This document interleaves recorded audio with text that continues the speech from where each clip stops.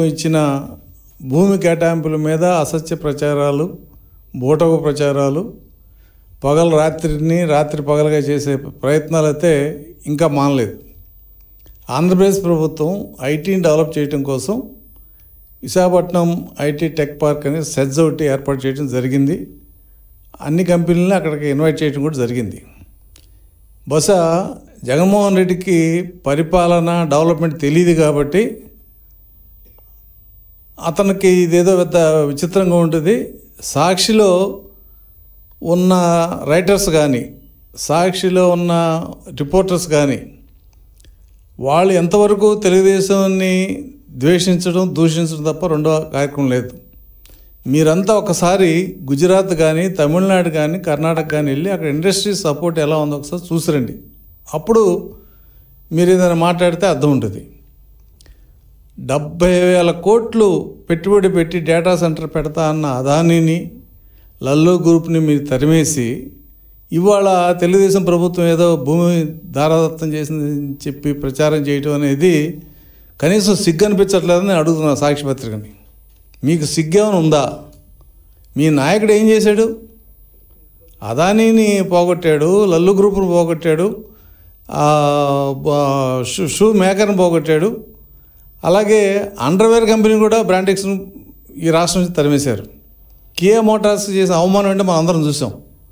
ఇలా మీరు చేసుకుంటూ పోయి ఒక పక్కన ఇవాళ మేము ఉర్స్ అనే ఒక కంపెనీకి 60 ఎకరాల ల్యాండ్ని సెజ్లో ఏదైతే ఉందో 3 ఎకరాలు దాన్ని ₹1,00,00,000కి, నాన్ సెజ్ ఏరియాలో ఉన్న దాన్ని 50 లక్షలకి ఇచ్చామని చెప్పి ఒక క్యాబినెట్ నిర్ణయం చేస్తే పక్కన టీసీఎస్కి 99 పైసలకి ఇచ్చారు కాబట్టి ఇది కూడా 99 పైసలకి ఇచ్చి ఇదో పెద్ద స్కామ్ అని చెప్పి మీరు మీ సొంత పత్రికల్లో రాసుకోవటం అనేది ఇంతకంటే దుర్మార్గం లేదు. ఖచ్చితంగా ప్రభుత్వంతోనూ అలాగే ఉర్స్ కంపెనీతో కూడా మీ మీద క్రిమినల్ డిఫామేషన్ కానీ, సివిల్ డిఫామేషన్ కానీ ఇటు ఖచ్చితంగా జరుగుతుంది. అయితే ప్రజలకి సమాధానం చెప్పాల్సిన బాధ్యత ప్రభుత్వానికి ఎప్పుడూ ఉంటుంది. ప్రభుత్వం ఇండస్ట్రీ పాలసీలో కొన్ని ఇండస్ట్రీస్ ఇన్సెంటివ్స్ ఇవ్వాల్సి వస్తుంది.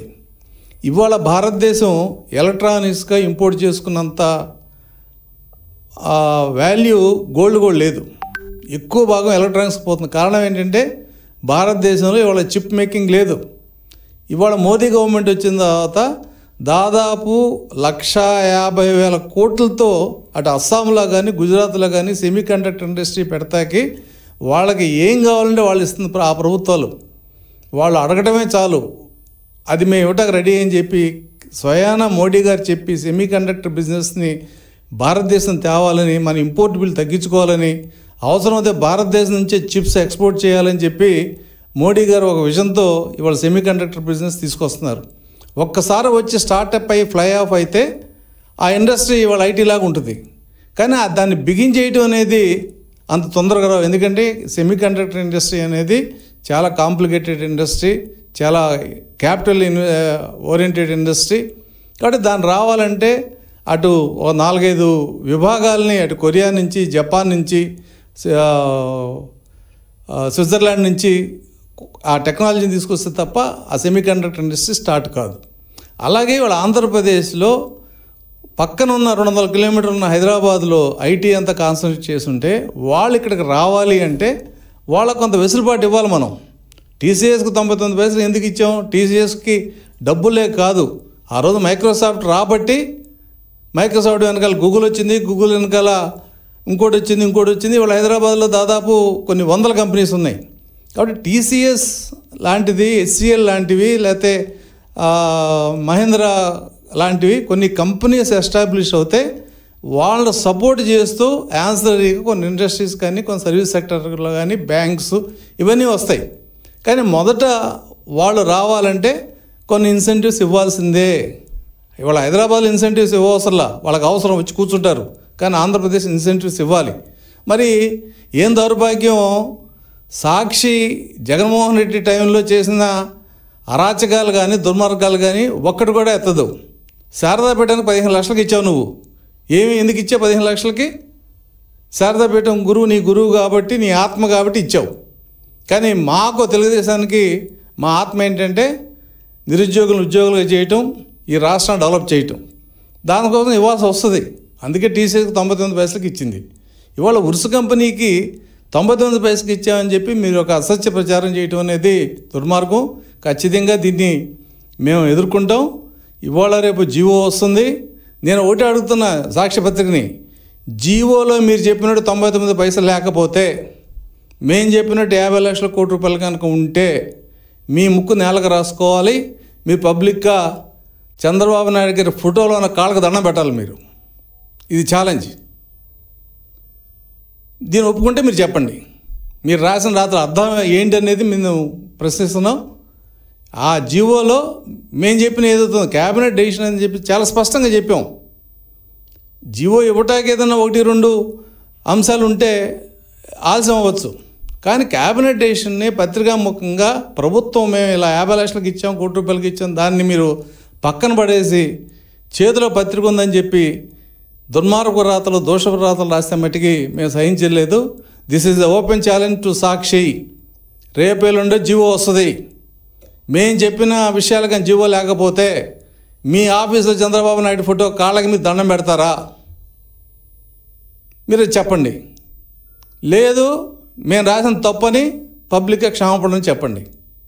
ఇటువంటి దుర్మార్గపు రాతలు ఇవి మీరు చేయడానికి అసలు మీకు ఏ రకంగా అర్హత లేదు. మీరు చేసిన దుర్మార్గాలు, మీరు ఆ రోజున పార్టీ ఆఫీసుల కోసం 1000 రూపాయలు లీజు ఎకరం, విశాఖపట్నంలో 1000 రూపాయలే, కాకినాడలో 1000 రూపాయలే, తిరుపతిలో 1000 రూపాయలే. మాకు ఇప్పించండి తెలుగుదేశానికి. ఇప్పుడు మరి అప్పుడు మాకు ఇవ్వలేదు కదా మీరు.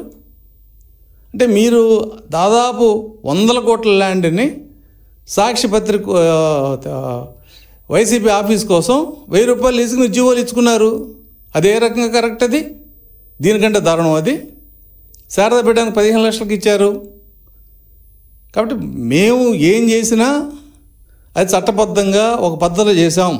విశాఖపట్నం సెజ్లో ఎకరం 1 కోటి రూపాయలు, మేము 1 కోటి రూపాయలకి ఇచ్చాం. అక్కడ పక్కన ఉన్న దాంట్లో 50 లక్షలు అని చెప్పారు మార్కెట్ వాల్యూ. 50 కలెక్టర్ రికమెండేషను, కొంత కన్సెషన్ ఇచ్చి వాళ్ళకి 50 లక్షలకి ఇచ్చారు. దీంట్లో నేరం అంటే మాకేం అర్థం కాల. మీరు ఇప్పటికైనా సరే మీ బుద్ధి మార్చుకోకపోతే, ప్రజలు ఇప్పటికే మాకు 164 ఇచ్చి మీకు 11 ఇచ్చారు. అయినా చెంప మీద కొట్టినా, చెప్పుతో కొట్టినా మీకు సిగ్గు రాలేదు, రాదు కూడా. మీ నాయకులు మీరు ఇలాగే, మీ పత్రికలు ఇలాగే చేస్తూ ఉంటారు. ఎక్కడో ఒక రోజు నేను ఖచ్చితంగా ఫుల్ స్టాప్ పడుతుంది. మీకు ఏదన్నా పౌరుషం ఉంటే మేము చెప్పిన ఛాలెంజ్ని మీరు యాక్సెప్ట్ చేయాలి. ప్రజలకు కూడా మేము స్పష్టంగా చెబుతున్నాం. తెలుగుదేశం ప్రభుత్వం గతంలో హైటెక్ సిటీ పెట్టినప్పుడు కూడా భూములన్నీ ఇలా చంద్రబాబు నాయుడు గారు చౌక ఇస్తున్నారని చెప్పి ప్రచారం చేశారు. ఎగ్జాంపుల్, అపోలో హాస్పిటల్కి గజానికి రూపాయి ఇచ్చారు ఆ రోజున, 25 ఏళ్ళకి 30 ఏళ్ళ కిందట. ఇవాళ ప్రతి వాళ్ళు అపోలో హాస్పిటల్కి వెళ్తున్నారు. ఇవాళ వచ్చిన హాస్పిటల్కి ఎవరు ల్యాండ్ ఇవ్వట్లేదు, ఎందుకంటే అది మెడికల్ హబ్ అయిపోయింది. కాబట్టి ఏదైనా ఒక ఇండస్ట్రీ కానీ ఒక సెక్టార్ కానీ డెవలప్ కావాలంటే ఒక పేరున్న కంపెనీని, ఒక పేరున్న వ్యవస్థని అట్రాక్ట్ చేసి మనం తీసుకురావాలి తప్ప నువ్వు చెప్పినట్టు రౌడీయిజం లేదంటే ఇంకో రకమైన కీయాలు చేసినట్టు చేస్తే కంపెనీస్ రావు, ఈ రాష్ట్రం డెవలప్ కాదు.